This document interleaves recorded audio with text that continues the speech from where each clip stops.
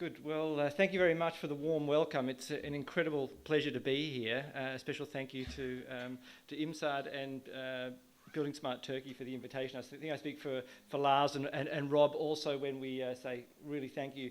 As an architect, I'm particularly excited to be here in this city of incredible, rich cultural heritage and also of innovation. So thank you very much. Very exciting for us.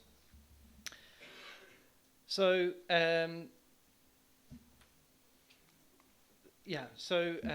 My name's Mark Baldwin, and I've got sort of three hats on today. As Ahmed said, I'm leading from buildingSMART International. I'm leading the education program, the professional certification program, and that's a part of what I'm going to present today.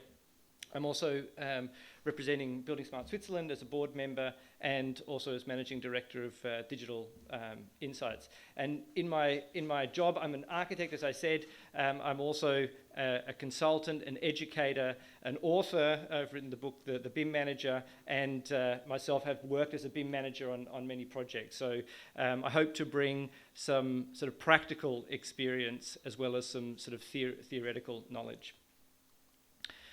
So the benefits of BIM and open digital ways of working are enormous. I'm not going to speak on that today, and I understand that most people in the audience today have had some experience with the benefits of BIM.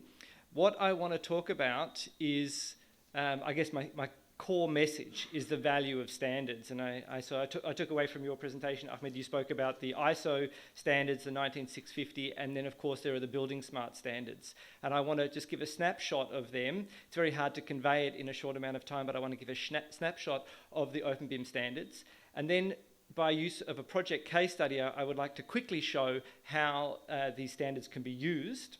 And the third very important part is talking about training and certification. How do we educate people to use these standards and to extract the benefit from digital ways of working? So they're my three messages. I'm going to go pretty fast. I've broken it down into the three sections, so that'll be very clear.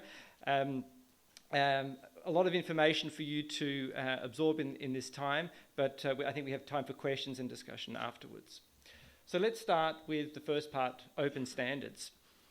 And once again, I'm just going to give a snapshot of what's available. The core argument is that it's so important for us all to be using the same language and working in the same ways.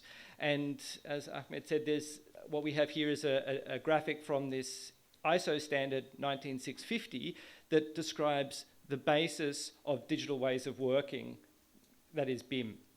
I'm not going to go into it in detail, but there's sort of two very important aspects to it. The first, I hope my pointer works, is around here. This describes the way building owners can specify the information they need. So the first point is that a BIM project requires very, very good information requirement definition. The owner has to know what they want. And then in the middle, it's about the delivery of that information, the designing of the BIM execution plan and the delivery of it. There's a couple of acronyms here. In BIM, there's many abbreviations. One of them is the common data environment. That's a very important topic about describing how we should work in a shared digital environment. Another important aspect is it's talking about information model, or project information as geometry, information, and documents. And document means plans, reports, and so forth. So that's a very, very quick introduction to this document. I definitely, for those who want to get deep into this area, I recommend that you read this ISO 19650, but this is kind of the first introduction. So now I'm going to turn to the buildingSMART standards, and I'm going to pick up speed and go a little faster. The first buildingSMART standard, Open BIM standard, is obviously IFC, and I want to explain why we have that. Essentially, as practitioners, we're working in our modelling environment and in a collaborative environment. And if we make an analogy with how people write documents, you can write a document in Microsoft Words or Apple Pages, but typically you don't give that as a native document, as a Word file, you give it as a PDF. And the reason is that it's protected, and if people want changes, they request those changes. They can put comments in their PDF and then it comes back. And that's how we work in the BIM environment. Of course, we can exchange Revit files, but we choose to work with the IFC, which is, I like to call the PDF of BIM. It's an archiving format. It's so non-editable. You can, of course, make changes to an IFC as you can make changes to a PDF, but that's not the intention. The intention is to freeze the plan or the model and then to give that further in the IFC format. And when you want changes, then these changes are requested. And so the IFC becomes then sort of a placeholder for the project information. Looking a little deeper at IFC, you can understand it as a container. And it has these three aspects. I'm not going to go too technical, but we have object definitions. So that's obviously world objects like a floor, a wall, a window, but also other objects such as actor or process. It has property definition and a relationship between these objects, that we understand a wall is attached to a room at a particular level in a building. This is sort of the relationship. What's particularly powerful about IFC is that we can export it in particular ways. So one of the benefits of IFC compared to a native format is that it's frozen, that it should be to a large degree non-editable. The other benefit is when we export, we can filter it. We can give specific information, and this is called the model view definition. This is the sort of the second OpenBIM standard that I want to introduce to you. And I've got some examples here. This is actually, here we see the same building exported with different IFC model view definitions. So this is a model view definition for coordination, and this is one for structural analysis, and this is for thermal analysis. And there are many different model view definitions that you can create, the idea being that you give just the information that's required. In fact, an owner can specify a model view definition and they can pull the information out of the model. So this is the model view definition is a filtered view of the IFC schema.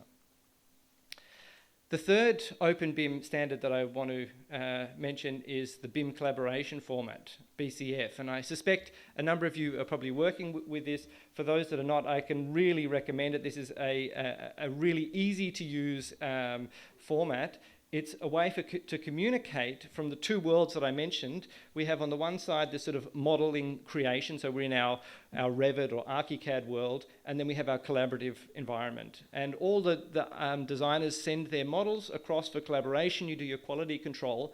And then traditionally, we would either send the IFC model back or a PDF or a screenshot of an issue that we found and send that as an email. And that's a very unintelligent way to be working. So a new format was developed, the BIM collaboration format, that you can understand it as like the WhatsApp for BIM. It's a way of communicating and sending messages between different platforms. So I have an example that I'm going to go to. Here we see a collaborative tool. In this case, it's a Tekla BIM site, and a modelling tool, Autodesk Revit. And here I can do a clash detection or a rule-based check, and I can identify an issue, and then I can send that as a BCF, as an issue file. And what's recorded here is obviously the person who made the identification, the time, the objects are identified, and the view of this issue is identified. Imagine if I sent that to one of you on a very big project. I send you a little snapshot and said, can you find this problem and solve it? Where is that? On what level? What connection is that? But with the BCF, when we use that and we send it to our Revit environment, it sends us exactly to this point and shows us exactly this where this element is. We can comment on it, we can correct it, and resolve the issue. So what we're seeing with this BCF is it's actually a way of managing issues. And we have this an example from BIM Collab. That's one of many platforms that handle BCF. We're also seeing common data environments like an Aconex that can handle these BCFs, and you get an overview of all the different issues that are being managed, which ones are late, who's responsible for them. So it's a way of managing issues. It's not just model-based, it's primarily model-based, but you can also do a BCF with a plan markup, like a digital markup. You can take a snapshot from the construction side if you find an error, and you can send that as a BCF. So a BCF is, as I said, the WhatsApp for BIM. It's kind of this messaging for, between different softwares. Good. So that was the quick introduction to the buildingSMART standards. There are, of course, many more, but I just wanted to sort of lay the basis of to sort of open your minds to see what's available. Now I want to talk about a project to make it a bit more real. As I said, I work as a BIM manager and as a consultant for various projects, and I have one here that I'd like to explain. The first part with a project, as I said, according to ISO 19650, this ISO standard, is project definition. So as a consultant, I often work with the owner or the general contractor to define what we want to achieve, what information is needed at the beginning of the project. The second part is then with the delivery team to planning that process. So how is the BIM process going to be run in order to meet these information requirements? And the third part, of course, is the project delivery. That's the planning, construction, and so forth. So these are the sort of three aspects that, if I sort of condense it, that are sort of part of this 19650. So in this project that I want to show, it's actually not a huge project. It's a pilot project for a specific Swiss construction company. It's about a 30 million euro project, not huge, but important for them to sort of start the process. And the first thing we did is we sat with the owner and the general contractor to define their requirements. We created a BIM strategy and a BIM specification, what's called an employer information requirements or exchange information requirements. And from the basis of this, then all the planning team were able to develop their models, and ultimately it was built on site. So I want to explain briefly the concept for BIM for this project. And what's very important is, as I said at the beginning, setting goals, and goals starts by defining use cases. So what do I want to do with BIM? Some owners say I just want BIM for visualization, and that's a very easily achievable goal. Other owners say I want BIM to manage the whole logistics, cost planning, energy simulation, and the more use cases you add, the more complex the process is. So it's very important to define use cases at the beginning. In this project, we defined 3 use case areas. The first one was the common data environment. That was really important for managing the information flow. So we have these different planners, architect, engineer, and the rest creating their models. And the models were submitted as IFC to a central platform. In Switzerland, we have the case where there's many different software. So IFC is a must pretty much on every project to allow this communication. So here we have the common data environment, the first part. The second major interest for the project team was quality control. And there are many other use cases within this, but within the broad topic of quality control, we brought the models together and generated issues, and then BCF reports were extracted from that. The third case is BIM to field. So the common data environment, quality control, and BIM to field, these were the 3 sort of use case areas that we were working with. And very quickly, to look at this, so there are many different model checking software. I think one that's very strong in the market is Celebri Model Checker. Essentially, our role as an external consultant was to bring all the models together and then do different rule-based checking. Some of that was to look at sort of coordination, but a lot of it was to look at the correct property attributes were in the model. And there are other different rule checking you can do with clearances from pieces of equipment or whatever. Based on the rule checking, we generated a PDF report and BCF files. So we would do these quality controls actually at the beginning of every 6 weeks, and then we would issue these BCF files to the planning teams to make corrections. And then the project went to site, and there in this overall topic of BIM to field, there are many different use cases. We did what's called 4D, so a construction simulation, but this is particularly fascinating. This is to do a laser scan on site, and you can get information straight away. For example, this is a tool that shows tolerances in a surface. So before, you just do a scan, and then you can see what are the deviations in a floor or in a ceiling to make sure that it's correct. After that, we did a comparison between the model and the scan, and you can see that there were supposed to be some openings here in the model, but they weren't actually, the scan showed they weren't there. So this sort of BIM to field, and field to BIM, this scanning is very important to compare the planned with the actual condition. Okay, so that was the first part that I wanted to present, the importance of standards and how they can be applied. And now I want to talk about education and training, and this is something that's very, very close to my heart, particularly as I'm sort of leading this initiative around the world with buildingSMART professional certification. So buildingSMART is obviously involved with creating standards, but also ensuring that these standards are being used and fulfilled. And the idea with this compliance program is that we're going to be looking at are people equipped and educated to work with BIM. There's also in the future going to be a certification of projects and of organisations to ensure that organisations are working to, for example, the 19650 standards. So this is something that buildingSMART is going to be very strong on in compliance. I'm just going to focus on the individual certification at the moment, and the goal, as you can read here, is to provide a global benchmark. buildingSMART does not do trainings. The training organisations do that, but we support training organisations. We standardise BIM content, and we register training organisations and test and certify individuals. It's actually a three-part process. There's quite a lot of development here. At the moment, we're talking about what's called individual qualification. This is knowledge-based learning, so that someone can sit a test, that they attend a course, like 2 or 3 day course, they sit a test, and then they get a certificate to show that they have the knowledge in this area. Then it doesn't mean that they're skilled or they have enough experience, it just means they have the knowledge. This is the first level. In the second level, and this first level is now being rolled out in many countries, I'll show that in a moment. In development is professional certification, and that's talking about applied learning, to say that someone is qualified to work as a BIM manager or a BIM-enabled architect.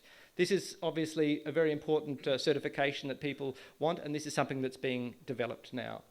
And then in the future, there's going to be another level called competency assurance, which is a more sort of bespoke approach to certification. But I don't want to complicate it. Individual qualification is what we're talking about now, and professional certification will be coming soon. So let's look at individual qualification. We have 15 chapters representing 21 countries who are involved. They've signed an agreement with buildingSMART and are going to be delivering this. For about the last 12 months, it's been running in Germany, and they have about over 700 qualified individuals. In Switzerland, where I'm working, we've just been less than 2 months in operation. We've got 7 training providers, another 5 to come, and just the first 60 individuals have been qualified. But it moves very, very quickly, and we're seeing, interestingly, the sort of organisations that apply. There are the sort of software training organisations, but we also have universities who are now registered. We also have large contractor and engineering companies that have in-house academies, and owner organisations as well, like rail organisations, and they want to train and certify their own individuals, and they can do that through this program.